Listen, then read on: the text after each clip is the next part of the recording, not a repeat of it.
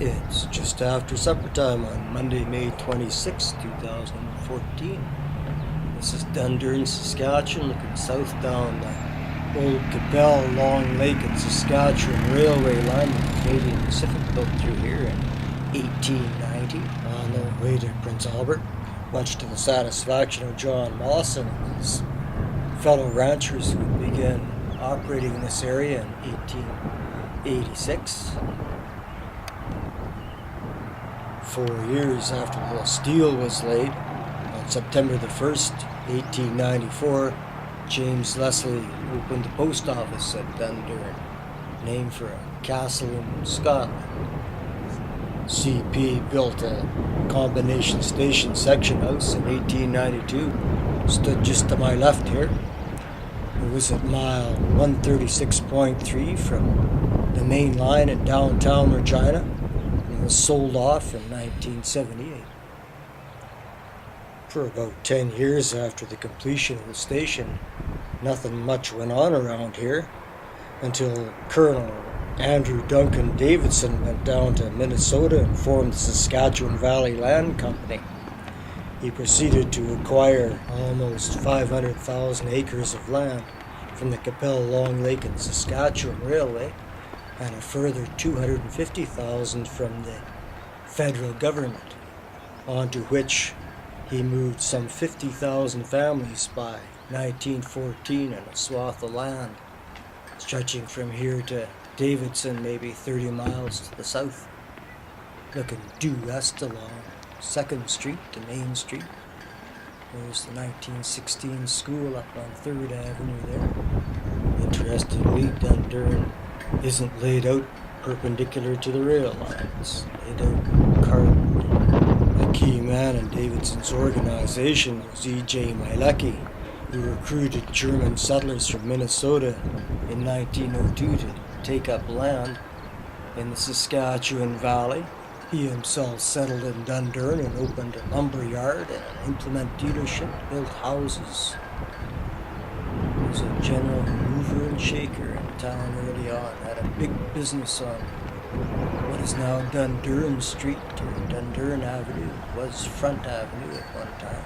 Is this the world's biggest radio flyer? I think that's the old Wascana Hotel, which was in business by 1909.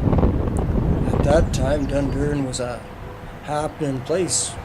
Mackenzie and Sons were open, Jacoby Brothers, General Merchants, E.J. Mielecki and Sons, of course. Bank of Hamilton, Northern Bank was open in 1906. The big American Hotel down on Front Street. On the south side of 2nd Street. This is the Northern Bank building, built in 1906 and closed during the Depression in 1934. It became the post office until it was left vacant from 1957 to 1981, and now it's a workshop, and it's right across from these buildings.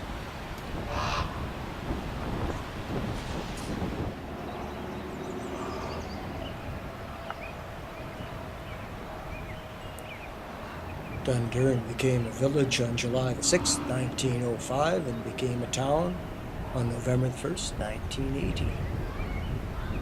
Complete with a legion of shy children. Population is up to almost 700 come 2011. On land likely acquired from the White Cap Nation in 1928, Camp Dundurn was set up. It really boomed during the war, of course, and what now occupies some 90 square kilometers of mainly dune close to the northwest of town. Has its own post office established on May 20th, 1940. Contributing to the cultural milieu of this area was a group of disenchanted bar colonists who declined to follow the Reverend George Lloyd across to the marches of Alberta to establish his minster in 1903 and settled in this area, doubtless to the welcoming smiles of the Saskatchewan Valley Land Company agents. Filling in the ethnic spectrum were a group of Mennonites from Manitoba who arrived in the region in 1922. Only K to 6 in Dundurn. Older kids go to Halley to school now.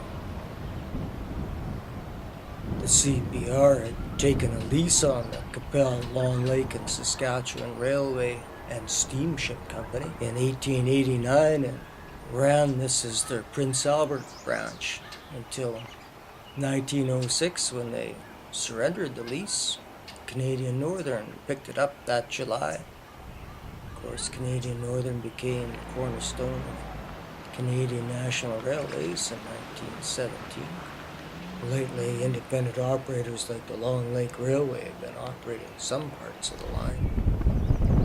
I don't know who built this church or when, but this one was built by the Moravian Brethren, a Protestant sect from eastern Czechoslovakia. They built it in 1910 and generously opened it to their fellow Protestants, who eventually formed the United Church of Dundurn, the Moravians, the Methodists, the Anglicans, the Presbyterians, and finally joined the United Church of Canada in 1941.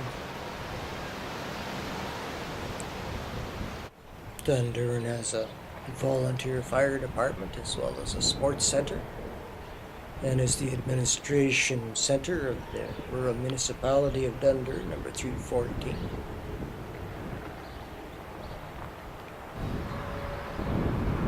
And the museum, that's the 1904 Lalonde House in the background, and beyond it is the Woodview School right there, built in 1938 and moved in.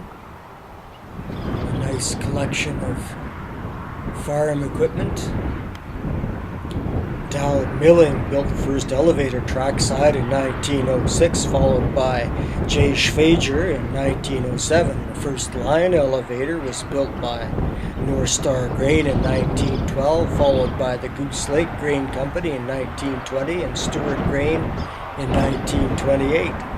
Saskatchewan Wheat Pool was the last to build in 1929. And looking north up the busy number 11 highway towards Saskatoon, maybe 40k away, Regina's 200 and change to the south. Divided highway all the way, here picking its way along the western slopes of the Allen Hills, big stagnant ice moraine to the east of the highway. The last elevator was closed by Pioneer in 1999. There's not much left trackside this evening in Dundurn, Saskatchewan.